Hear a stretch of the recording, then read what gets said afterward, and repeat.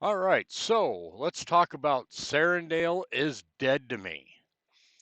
So in this video, I'm going to cover the reasons why I no longer play on Serendale. I'm going to talk a little bit about the Clayton network, the Clayton business, and I'm also going to talk about financial reasons. I'm going to talk about gameplay. And then at the end, I'm going to talk about my opinions about having a new realm. So let's get into it.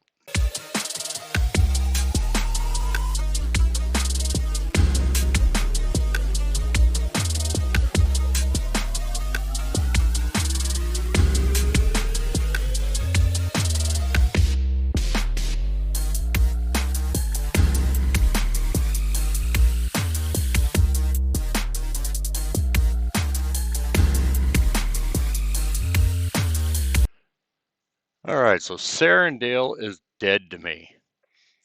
So let's talk about that. So I'm going to try and keep this as short as I possibly can, but honestly, I could probably go on for hours about this topic. So let's get one thing out of the way. Let's talk about Klaytn Network, the Klaytn Chain, the partnership, gas fees, all that stuff first. Let's get Klaytn the chain out of the way. So first, let's just talk about gas fees. I don't really know how you want to compare this, but the Klaytn gas fees really are not that high. The problem with the Klaytn gas fees is the items within the game have no value to them anymore. So that could change here soon, but let's just go with what we know and where it is right now. So, we can quest and quest and quest, and we're not going to be able to sell the items we get for what we earn or for what we, however you want to word that. We're just not going to get the value out of questing over there. So now I know you say, what about, oh, can't never remember the name of that one fish, but there's one fish that we can't get on Crystal Vale. And then there's also the Swift Thistle that we can't get on Crystal Vale also. So now with the kind of scarcity of that, because a lot of people aren't questing on Serendale anymore, the value of those might go up high enough to cover the gas fees with, especially with the bring your own potions and all that. Only time will tell. But let's put it this way. If I had to pay $1 to quest, I would be okay with that if I could make $10 off the rewards from questing. But considering we can make fractions of a penny off the rewards, paying the more for gas, that's where the problem is with the gas fees. It's not necessarily the gas itself. So let's move past that. Let's move past the gas. Let's move to Klaytn themselves. So this is where I have a hard time and might get a little bit of negative feedback when I say a lot of this. So please bear with me. So Klaytn, the Klaytn network themselves. Let's forget about any deals that DFK and Klaytn had. Let's just kind of forget about all that. Klaytn, the network, has had to go through a lot of changes and all that. Plus, they had the hack. A lot of things has come up that Klaytn network is dealing with. So, as a business, your first priority is to save your business. Now, I know you could say the amount of money that DeFi Kingdoms players use, that we would be their number one priority to save their business. Well, without a blockchain and a network, we are really not any value to them. So they got to think of the business first. So they're going through a lot of problems. They've had the hack. Now they're going through the partnership. Now they're doing a lot of stuff. And there's a lot of changes on their end, and it's taking time. Kind of like when DeFi Kingdoms had the problem with the network that won't be named. I guess we supposed to say it that way. And they had to go back through and redo a lot of things. Luckily they were already moving over to the Clayton network and all that, and they were working on the sub chain. But that all took a lot of time. And us as players, we stuck with them through all that time because we knew they were good people. We knew they were going to take care of stuff. We knew they were going to get back on track. Now, I don't know the Clayton network, so I don't know if they're good people. I don't know if they're going to get back on track or none of that. But is it fair for us to be upset with them because they're having to deal with all this stuff within their own business, let's just say? Or should we be patient with them and see what happens? I'm kind of on the fence on that because I really don't want DeFi Kingdoms to be slowing down any more than they've already had to be slowing down with all these network problems and different chains and stuff. But let's not badmouth Clayton unless we really know what they're dealing with. And from what it sounds like, with what might happen with this partnership and everything, that could be something that could end up really awesome and maybe even possibly really benefit DeFi Kingdoms in the end. So yeah, it's a nightmare to deal with now, and we really don't know what's going to happen. Kind of like when all that stuff went down with DeFi Kingdoms, we didn't really know what was going to happen, but we held in there. So let's move past that. I think I got my opinion out of the way on that. So let's talk about Serendale itself as a realm, and let's get past the financial part of it. Let's talk solely gameplay. So what does Serendale offer that Crystal Vale does not offer? Well, it's kind of a matter of opinion, but me, I kind of like the artwork in Serendale better than Crystal Vale, but that's just cosmetics. Plus, maybe there's a little sentimental value there, considering this was their first realm and all that stuff. But that doesn't really help gameplay. What else does Serendale have that Serendale have that Crystal Vale does not have? They have those two items we talked about before. So as of right now, if you want to look at kind of a financial side of it, and considering the financial side of the game is part of the actual gameplay itself, so we got to think about that. I can purchase those cheaper than what I'm losing in questing over here due to gas fees and whatnot. So they are available on Crystal Vale because you can buy them on the market. Now, we don't know how long it's going to be that way, but I have a feeling we're a long ways out. Outside of that, what does Serendale have that Crystal Vale doesn't have? Absolutely nothing else that I know of. And if there is something else, go ahead and leave that down below and let me know, because I'd be interested to find out. I know the LPs and stuff like that, you get a little better interest rate over here and all that stuff. But I want to say the LP is part of the game, but that's not really gameplay part of the game. That's a kind of more of a passive thing. That's not nothing you know, I know you go in and collect your harvest every day, but that's about it. It's not, there's nothing really exciting there. So what does Serendale offer that would bring me over here that Crystal Vale doesn't offer? Nothing, nothing at all. So why would I want to do anything on Serendale? I can't find a single reason, considering the only two things that I can't get on Crystal Vale, I can easily purchase through the marketplace and let other people come over here and quest and earn them. So I have moved everything I have off of Serendale over to Crystal Vale. I no longer have any LP over here. I no longer have any heroes over here. No pets. I even went through and cleaned out every one of my inventories, except for I can't take the trophies with me. So that's why I say Serendale is dead to me, because I have no reason to come over here. So now whether they move it to a different chain or keep it on this chain, that's not going to make any difference to me whether or not I come over here, unless there is a true financial advantage.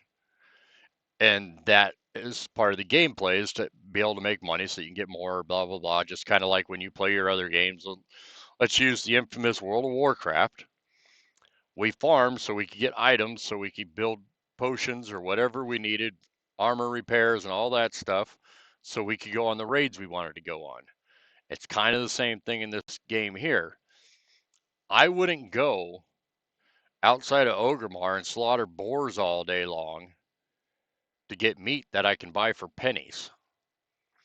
I would go farm something else that I could sell for a gold and go buy 1,000 boars instead of spending all day doing it. And feel free to reference that to whatever game you play. It kind of works the same. Most RPG games I play, the ecosystem rather works the same way. You know, you can buy one thing for a lot cheaper than another, so you farm the more expensive stuff so you can buy the cheaper stuff. That is part of gameplay. So I have decided to fully move off of Serendale. Now, with that said, what would bring me back to playing on Serendale? If the market value for the items I can get over on Serendale versus Crystal Vale become worth questing over here, to where I'm having to spend way too much on them to get the mats that I need to make the potions or whatever I'm going to be making. That would bring me back over to Serendale. What else would bring me back over to Serendale?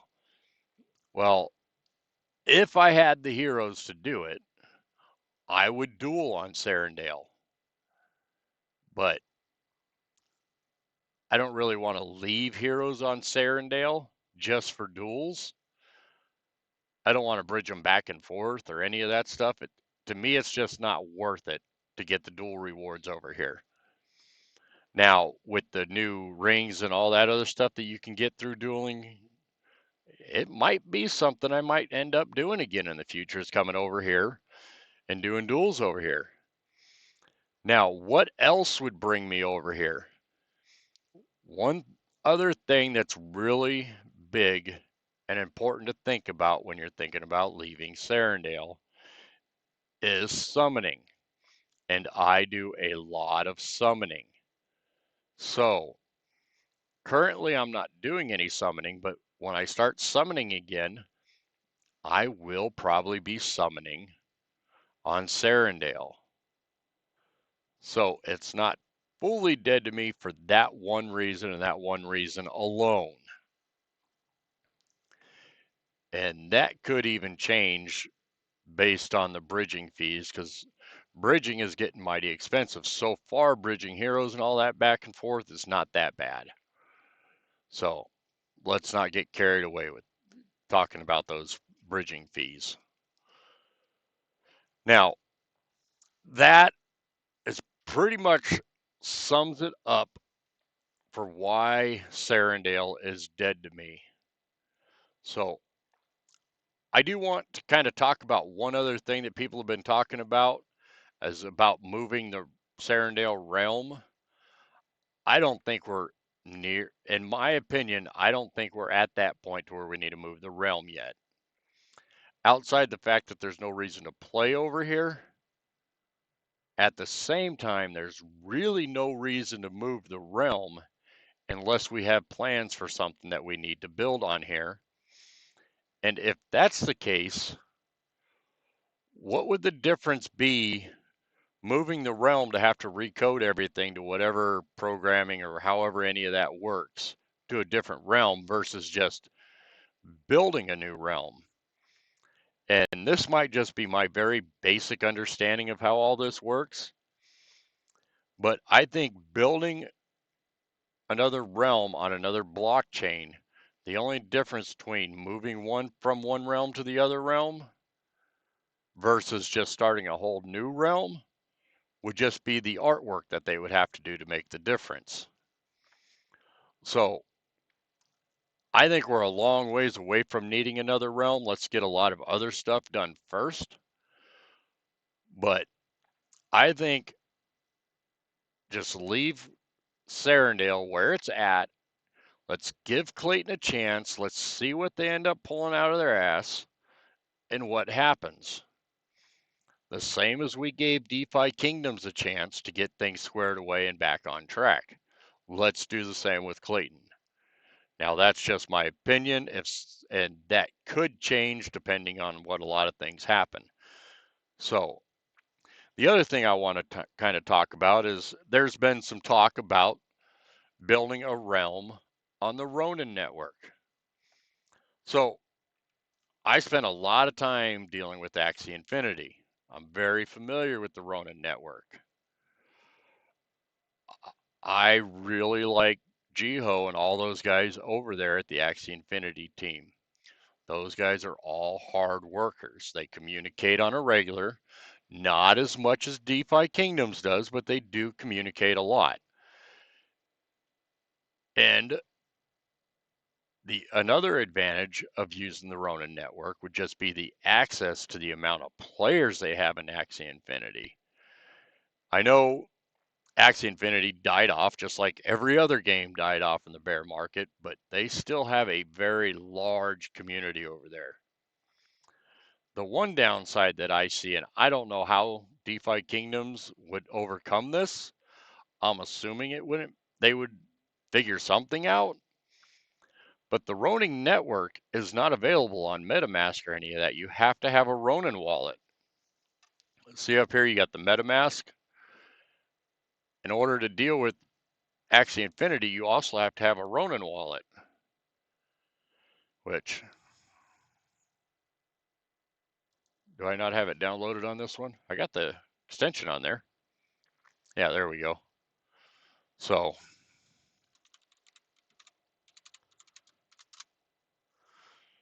it's a totally different wallet. Now, look, I ain't got nothing in here. Now, I'm assuming it would kind of just be you'd have both of them up here. You had logged into both of them, and instead of accepting a transaction on MetaMask, you'd accept it on Ronin. I don't know if it's actually that simple. I don't know how the bridging and all that would work. I'm assuming whether we use Ronin or a different wallet, that would kind of all work the same.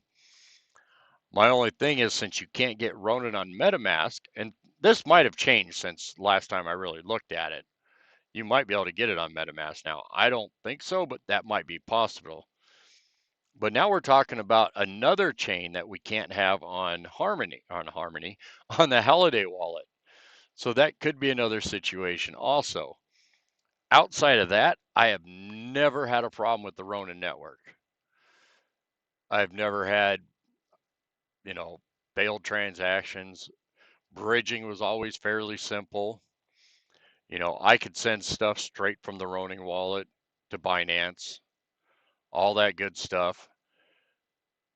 I think it would also give another great way to bring money into the game, because you could bring money straight off of Binance into Ronin. And then since it would be on DeFi Kingdoms, I would assume it'd be a simple bridge. I don't know how all that would work. But I think the Ronin network would be an awesome choice to go to. So that's my 2 cents on the Ronin network. I'm all for it if that's the way they want to go. And plus, gas is cheap. And where is that one? I think this is the one where all my stuff's at.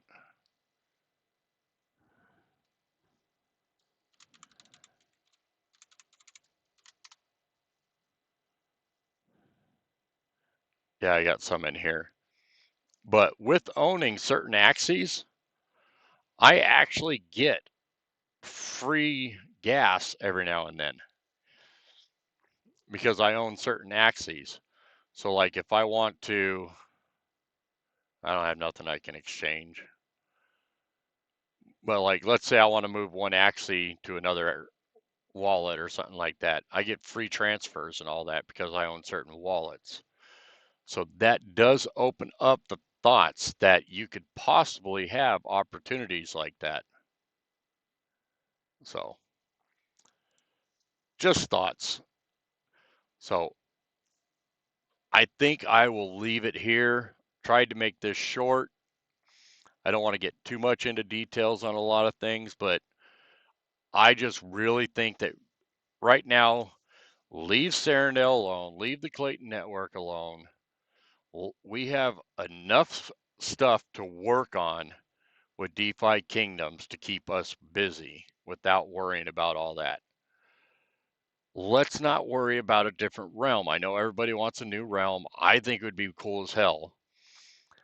But I really think we need to focus on the game itself before we start working on a lot of this other stuff. So, if you have any other thoughts on that, think a little bit different, think of some stuff that I just didn't mention that I'm not thinking about, go ahead and leave that down in the comments below. And please don't forget to like and subscribe.